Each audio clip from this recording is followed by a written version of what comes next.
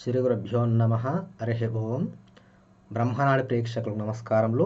ఇప్పుడు మనం వృషభ రాశి యొక్క ఫలితాలను తెలుసుకుందాము. వృషభ రాశి అనగానే మనకు కృతికా నక్షత్రము 3 పాదములు, రోహిణి నక్షత్రము 4 పాదములు, మృగశిర నక్షత్రం 2 పాదములు, మొత్తం 9 పాదాలు కలిపి ఈ రాశి ఏర్పడుతుంది. కృతికా నక్షత్రం వచ్చేసి ఈ ఊ ఏ ఈ 3 అక్షరములు, ఓ వా వీవో రోహిణి నక్షత్రములు, రోహిణి యొక్క నక్షత్ర అక్షరములు అనమాట. వేవో వచ్చేసి మృగశిర నక్షత్రం యొక్క 2 అక్షరాలు. మొత్తం ఎవరైతే ఈ పేరు అక్షరాలతోటి స్టార్ట్ అవుతారో వాళ్ళందరూ కూడా వృషభ రాశి చెందిన వారు అవుతారనమాట. అదేవిధంగా కొన్ని పేర్లు చూసుకున్నట్లయితే వంశీ కావచ్చు, వేణు కావచ్చు, ఈశ్వర్ కావచ్చు, వినీత్ కావచ్చు, వందన కావచ్చు. ఈ విధంగా కొద్దిగా ముందు చెప్పాను కదా, అక్షరాలకు సంబంధించిన అందరూ కూడా దీనికి వస్తాయన్నమాట. ఇప్పుడు ఇవి కొన్ని చిన్న ఎగ్జాంపుల్స్ లెక్క. ఈ రాశి దేనికంటే ఎద్దుకు సంకేతము మరియు భూతత్వ రాశి మరియు స్థిర రాశి అన్నమాట. దీని అధిపతి వచ్చేసి శుక్రుడు అనమాట. వీళ్ళ స్వభావం మరియు గుణం ఏ విధంగా ఉంటుంది అంటే చాలా ఓపిక గలవారు, నమ్మదగిన వ్యక్తులు, విలాసాలు, మంచి ఆహారం అంటే ఇష్టం. ఈ రాశివారు చాలా విలాసవంతంగా ఉంటారు. వీరికి పని చేయడం అస్సలు ఇష్టం ఉండదు. అంటే శుక్రతత్వంతో ఇష్టం ఉండదే కానీ వీరు అనుకున్నారంటే మాత్రము స్థిరత్వంతో బాగా, అంటే ఎక్కువ కూర్చొని ఒక దగ్గర మూవబుల్ కాకుండా, స్థిర రాశి కాబట్టి ఆఫీసులో కావచ్చు లేకపోతే ఎక్కడైనా సరే కొద్ది గంటల పాటు కూర్చొని చేసే పనులు అంటే చాలా ఇష్టం అనమాట. అక్కడిక్కడ సంచరించడం కానీ ఏదన్నా అంటే పని లేకుండా తిరగడం అలాంటివి మాత్రము అస్సలు ఇష్టం ఉండదన్నమాట. వీళ్ళ బలం బలహీనత ఏంటంటే అచంచలమైన పట్టుదల వీరి యొక్క బలం అన్నమాట. మొండితనం మరియు మార్పును అంగీకరించకపోవడం వీరి యొక్క బలహీనత అన్నమాట. వీరు ఎక్కువ అంటే బ్యాంకింగ్ కావచ్చు, ఫ్యాషన్ కావచ్చు, ఇలాంటి వాటిలలో వీళ్ళు ఎక్కువగా ఇష్టపడతారు అనమాట. అదేవిధంగా వ్యవసాయం కూడా వస్తుంది అనమాట. వృషభ రాశి వ్యవసాయం అంటే కూడా చాలా, ప్రకృతి అంటే కూడా చాలా ఇష్టం ఉంటుంది. అదేవిధంగా వీరి లక్ష్యం ఏంటంటే ఆర్థిక భద్రత మరియు సుఖవంతమైన జీవితం. ఆర్థికంగా ఈ లైఫ్లో ఆర్థికంగా స్టేబుల్గా ఉండాలి, ఎవరు కూడా చేయి చాచకుండా బతకాలి. అంటే అలాంటి ఒక గోల్స్ అనేటివి వీరు పెట్టుకొని పనిచేయడం జరుగుతుంది. మనం ఇప్పుడు వీరి యొక్క మనం ఇంతకుముందుకు మేషరాశిలో తెలుసుకున్నాం కదా, గురుబలం, కుజబలం, బుధబలం, శుక్రబలం, శనేశ్వర బలం, రాహుకేతుల బలాలు ఉంటే ఎలాంటి మనకు ఫలితాలు ఉంటాయన్నమాట. అదేవిధంగా ఈ వృషభ రాశి వారికి కూడా ఇలాంటి తత్వాలు చూస్తారు కదా, చాలా ఓపిక ఉంటుందన్నమాట. సహనం, భూదేవికి ఎంత సహనం, ఎంత మోయగల శక్తి ఉంటుందో అంత సహనం అనమాట. ఎద్దుకి ఎలా ఉంటుంది ఆ సహనం ఉంటుందన్నమాట. అలాంటి వారికి ఈ సంవత్సరంలో గ్రహాలు ఏవి వారికి మంచి అనుకూల వాతావరణం, ప్రతికూల వాతావరణం కలిగిస్తున్నాయి ఇప్పుడు మనం తెలుసుకుందాము. ఏ గ్రహాలు ఎక్కడెక్కడ ఉన్నాయి ఈ రాశికి ముందుగా తెలుసుకుందాము. సూర్య భగవానుడు వచ్చేసి 11వ స్థానంలో, ప్రస్తుతానికి మార్చి నెలలో చెప్తున్నాను. 11వ స్థానంలో చంద్రుడు, 11వ స్థానంలో కుజ భగవానుడు 10, బుధుడు 10, శుక్రుడు 11వ స్థానంలో, శనేశ్వర భగవానుడు 11వ స్థానంలో, గురుడు 2వ స్థానంలో, అదేవిధంగా రాహు 10వ స్థానంలో, కేతువు 4వ స్థానంలో సంచరిస్తున్నారనమాట. వీరికి అనుకూలమైన గ్రహాలు ఏవైతే ఉన్నాయి అంటే శుక్రుడు, శనేశ్వరుడు, అదేవిధంగా ఈ 2 గ్రహాలు అయితే ప్రస్తుతానికి ఈ నెలలో రవిచంద్రులు కూడా చాలా పాజిటివ్గా ఉన్నారన్నమాట. ఈ నెలలో మిగతా గ్రహాలు వచ్చేసి కొద్ది రోజుల పాటు నెగిటివ్ ఇంపాక్ట్ ఉంటుందన్నమాట.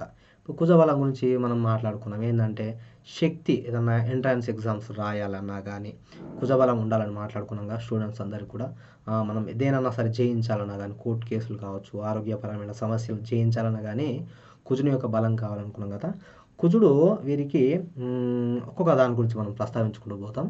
మొదటగా సూర్యబలం. సూర్యుడు 11వ స్థానంలో ఉన్నాడు కాబట్టి ఈ వృషభ రాశి వారికి ఈ నెలలో మళ్ళీ ఏప్రిల్ 14 వరకు అనమాట. ఏప్రిల్ 14 తర్వాత సూర్య భగవానుడు ఇక్కడికి ఈ మీనరాశి నుంచి మేషరాశికి వెళ్ళిపోతున్నాడు. అప్పటిదాకా ఏమైనా ప్రభుత్వం నుంచి సంబంధించిన ఏమైనా పనులు ఉంటే చేసుకోవచ్చు అనమాట. చక్కగా ప్రభుత్వంలో పెండింగ్ కావచ్చు, కొందరైనా అప్లై చేస్తే పనులు కాకుండా ఉంటాయి కదా, అలాంటి పనులు అనేది ఈ రవిగ్రహం 11వ స్థానంలో ఉన్నప్పుడు చేస్తే మాత్రము మంచి చక్కగా నెరవేరుతాయి అన్నమాట. నెక్స్ట్ కుజుని యొక్క బలం చూసుకున్నట్లయితే కుజుడు 10వ స్థానంలో కొద్దిగా ఆటంకాలు కలిగిస్తాడు. అంటే వృత్తిలో మనకు ఏదంటే కొద్దిగా అక్కడ హీట్ ఆర్గ్యుమెంట్స్ కానీ, శత్రుత్వం గానీ, ఇలాంటి మనకు ఎదురయ్యే అవకాశం ఉంటుందనమాట. ఇది కామన్ పీపుల్స్‌కి మాత్రమే. పెద్ద పెద్దగా అంటే కొద్దిగా లోతుగా ఇన్వెస్టిగేషన్స్ చేస్తుంటారు కదా! వాళ్ళకి ఇలాంటివి ఏం లేదు. కొద్దిగా డీప్‌గా చదువుకునే వాళ్ళకు కుజుడు మంచిగా ఎక్కువ బలం ఉంటుందనమాట. అంటే పెద్ద పెద్ద పనులు చేసేదానికి సహాయపడుతుంది గానీ, కొద్దిగా ఒక మీడియం వరకు అంటే రోజు వెళ్ళి వచ్చే ఉద్యోగాలకు గానీ, ఇవన్నిటికి కూడా కుజబలం లేనట్లే అనమాట. అదేవిధంగా పోటీ పరీక్షలు పడే వారికి డీప్‌గా ఒక ఐఏఎస్, ఐపీఎస్ వారికి కూడా కుజుడు 10వ స్థానంలో ఇబ్బందేం లేదు. కొద్దిగా మీకు సెల్ఫ్ కాన్ఫిడెన్స్ అంటే మీకు బలం అనేది తక్కువైతే మాత్రం తప్పకుండా మంగళవారం రోజు ఆంజనేయ స్వామికి పూజ చేసుకునే ప్రయత్నం చేయాలి. అదేవిధంగా బుధుడు ఎవరికి చెప్పాను? మంచిగా వ్యాపారస్తులకు బుధ బలం అనేది కావాలని చెప్పాను కదా! బుధుడు 10వ స్థానంలో చాలా అద్భుతంగా మీకు యోగిస్తాడనమాట 10వ స్థానంలో. బిజినెస్ ఎవరైతే చేయాలనుకుంటున్నారో మంచిగా మీకు తెలివి కావచ్చు, అకౌంట్స్ అంటే ఎవరైనా బ్యాంక్ ఎగ్జామ్స్ ప్రిపేర్ అయిన వారికి కూడా చక్కగా బుధుడు అనేది యోగకారకంగా ఉన్నాడనమాట ఈ నెలలో. కాబట్టి ఏమైనా వ్యాపార సంబంధించిన ప్రయత్నాలు ఏమైనా ఉంటే మాత్రం తప్పకుండా చేసుకోవాలనమాట. అదేవిధంగా గురుడు ఏ విధంగా ఉన్నాడంటే 2వ స్థానంలో ఉన్నాడు. గురుబలం అనేది చాలా అద్భుతంగా ఉంది.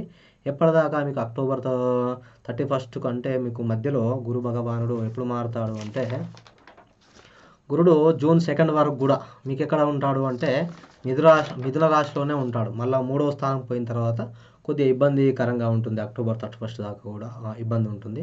అంతకుముందుకు అంటే జూన్ 3 వరకు కూడా జూన్ 2 వరకు కూడా మీకు గురు భగవానుడు 2వ స్థానంలో ఉంటాడు కాబట్టి, అదేవిధంగా బుధుడు మంచిగా 10వ స్థానంలో ఉన్నాడు. అదేవిధంగా సూర్య భగవానుడు అంటే మీకు చాలా 3 గ్రహాలు ఇప్పటి వరకు చూసుకున్నట్లయితే 3 గ్రహాలు చాలా అనుకూలంగానే మనకు కనిపిస్తున్నాయన్నమాట. అదేవిధంగా మనకు గురుడు తర్వాత శుక్రుడు ఎక్కడున్నాడంటే, శుక్రుడు కూడా 11వ స్థానంలో సంచరిస్తున్నాడు.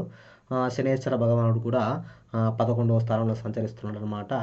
అదేవిధంగా రాహు వచ్చేసి 10వ స్థానంలో, కేతు వచ్చేసి 4వ స్థానంలో. మీకు ఆదాయం వ్యయం కూడా చూసుకున్నట్లయితే ఆదాయం వచ్చేసి 5, వ్యయం వచ్చేసి 14 చూపిస్తుంది. అంటే ఖర్చులు అనేది ఎక్కువగా ఉంటున్నాయి అన్నమాట. ఖర్చులు అనుకోకుండా పుణ్యకార్యాలు చేయడానికి దేవుడు మనకు అర్హత ఇచ్చాడు అని భావన చేసుకొని ఎక్కువ శాతం మనకు అనారోగ్య సమస్యలు ఇట్లా ఉంటే మాత్రం చక్కగా హాస్పిటల్ దగ్గర కానీ, నిరుపేదలు ఎక్కడ ఉన్నారు అనాథాశ్రమాలు కానీ, రోడ్డు మీద ఎక్కడైనా సరే మీకు మనుషులకు ఇస్తే మనకు ఏం లేదు అనుకుంటే చక్కగా జంతువులకు ఎక్కడైనా సరే మీరు దానం చేసుకున్నా కానీ చక్కటి శుభ ఫలితాలు అనేటివి కలుగుతాయి అన్నమాట. రాజ్య పూజ్యం వచ్చేసి 5 ఉంది, అవమానం వచ్చేసి 4 ఉందన్నమాట. ఈ విధంగా చూపించడం జరుగుతుంది.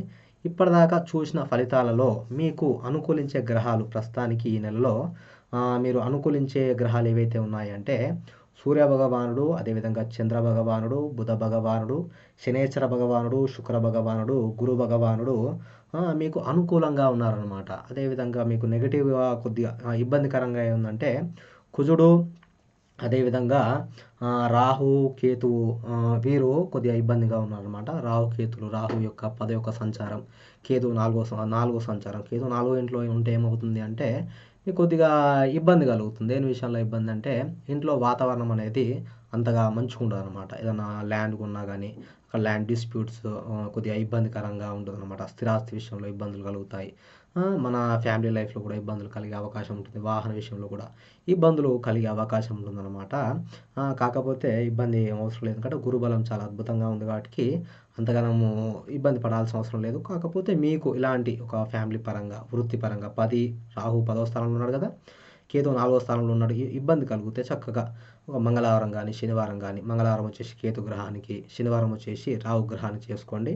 మంగళవారం అదే కుజుడు కూడా బాగాలేడు కాబట్టి కుజగ్రహానికి కూడా ఈ నెలలో అలాంటి ఇబ్బందులు ఫేస్ చేస్తే మాత్రం తప్పకుండా విద్యార్థులు ముఖ్యంగా కాన్ఫిడెన్స్ లోపిస్తే మాత్రం మంగళవారం తప్పకుండా ఆంజనేయ స్వామికి పూజ చేసుకునే ప్రయత్నం చేసినట్లయితే మీకు అన్ని విధాలుగా కూడా చక్కటి శుభ ఫలితాలు అనేటివి కలుగుతాయి అన్నమాట. కొద్దిగా మీకు ఈ బలాల గురించి అర్థమయ్యేటట్టు చెప్పానని భావిస్తూ ఇక సెలవు తీసుకుంటున్నాను. శుభం భూయాత్.